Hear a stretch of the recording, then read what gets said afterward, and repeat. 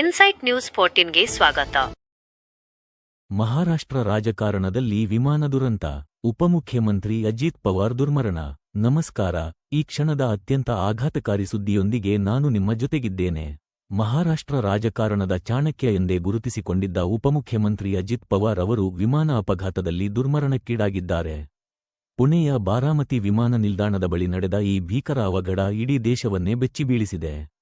ಸಮಯ ಇಂದು ಬೆಳಗಿನ ಜಾವ ಸುಮಾರು ಬೆಳಗ್ಗೆ 8:30 ಬಾರಾಮತಿ ವಿಮಾನ ನಿಲ್ದಾಣದ ರನ್ವೇ ಸಂಖ್ಯೆ 11. ಚುನಾವಣಾ ಪ್ರಚಾರಕ್ಕಾಗಿ ಖಾಸಗಿ ವಿಮಾನದಲ್ಲಿ ತೆರಳುತ್ತಿದ್ದ ಅಜಿತ್ ಪವಾರ್ ಅವರ ವಿಮಾನ ರನ್ವೇನಲ್ಲಿ ಲ್ಯಾಂಡಿಂಗ್ ಆಗುವ ವೇಳೆ ತಾಂತ್ರಿಕ ಸಮಸ್ಯೆಯಿಂದ ಪೈಲಟ್ ನಿಯಂತ್ರಣ ತಪ್ಪಿದೆ. ಈ ವೇಳೆ ವಿಮಾನ ಕ್ರ್ಯಾಶ್ ಲ್ಯಾಂಡಿಂಗ್ ಆಗಿ ತುಂಡು ತುಂಡಾಗಿದ್ದು ತಕ್ಷಣವೇ ಬೆಂಕಿ ಹೊತ್ತಿಕೊಂಡಿದೆ. ಪ್ರಯಾಣಿಸುತ್ತಿದ್ದ 5ರಲ್ಲಿ ಯಾರೂ ಉಳಿದಿಲ್ಲ. ದುರಂತದ ಸಮಯದಲ್ಲಿ ವಿಮಾನದಲ್ಲಿ ಒಟ್ಟು 5 ಮಂದಿ ಪ್ರಯಾಣಿಸುತ್ತಿದ್ದರು.